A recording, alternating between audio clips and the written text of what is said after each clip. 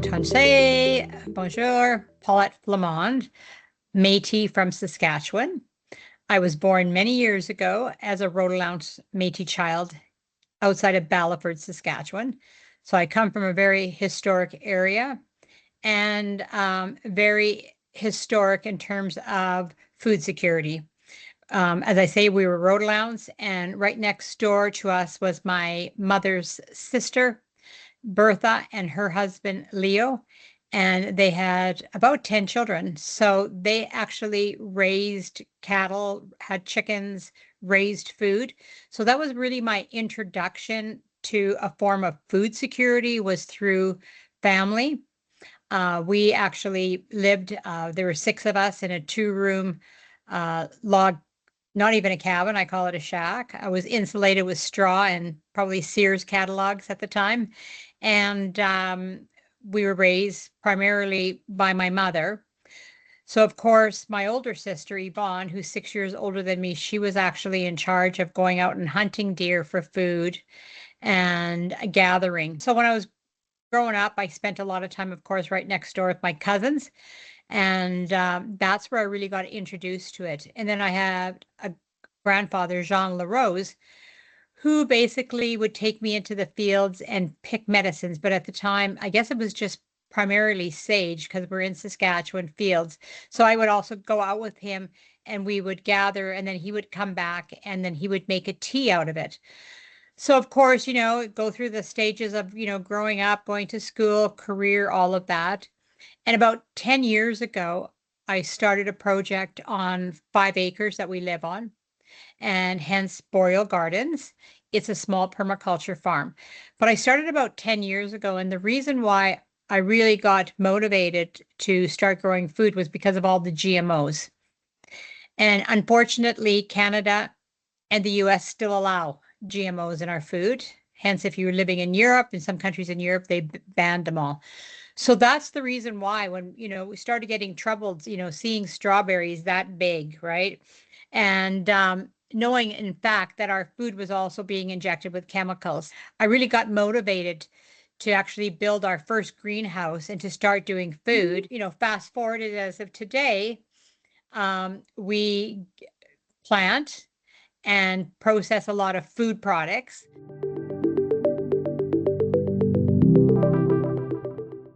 Wow, there's so many goals, but really I want to figure out, how we can assist our most vulnerable. And often our most vulnerable are women and children, that are involved in food insecurity. I mean, and our elders as well.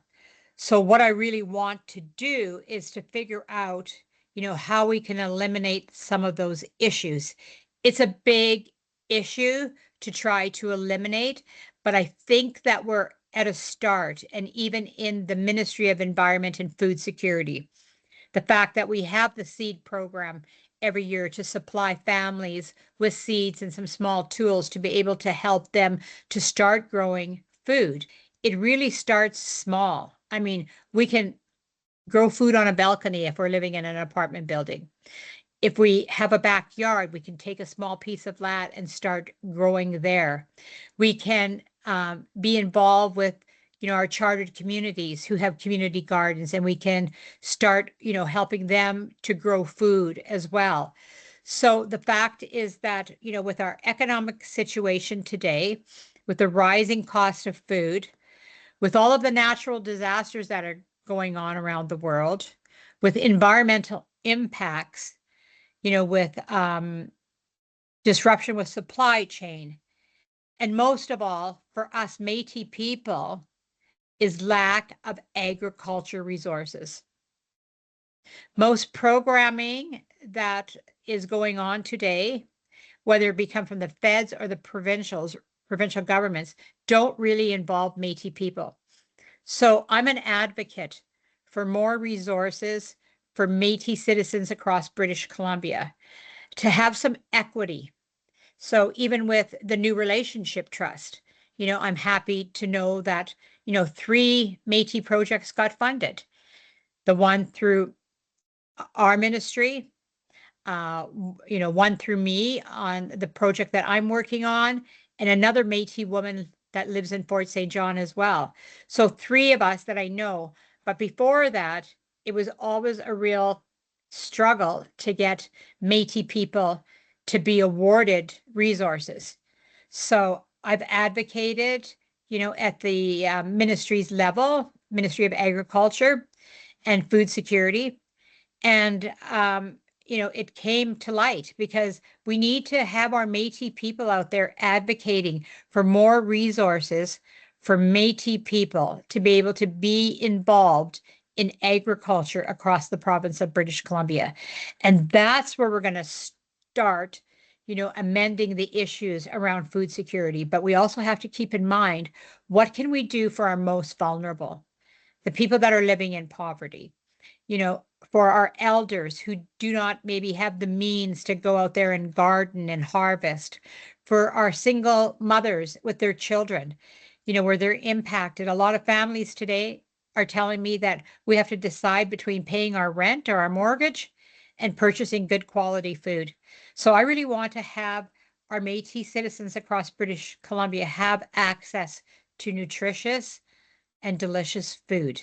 That's my reason for, taking the portfolio lead on it.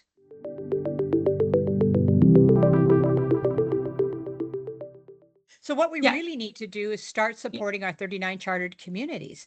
And last week I had the opportunity to go on a tour of a hydroponic farm, and North Fraser has one set up. So I got to see their farm, and it's a brilliant idea. I'm so excited. I woke up the next morning, it's like, oh, I really want one of these, how can I, move forward on getting one for our farm?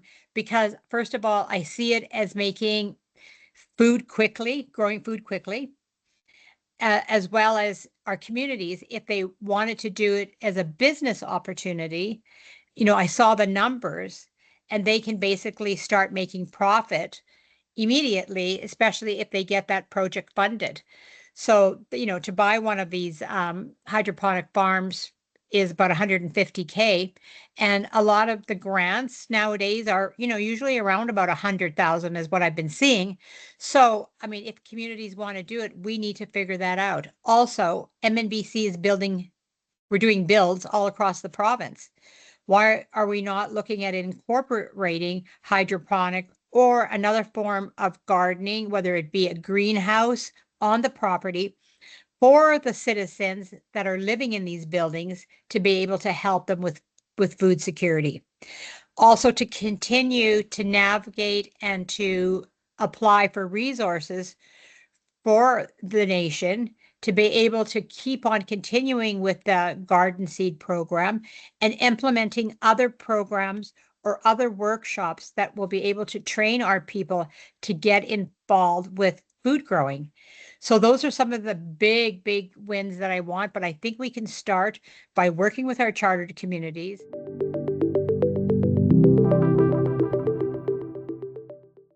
The one thing that I get really excited about is, of course, our seed program and being able to just receive the funding for yet another year of funding our citizens. This makes me very excited. And I know that we don't have enough resources to go around. So hopefully, we're able to access more resources to be able to help more people.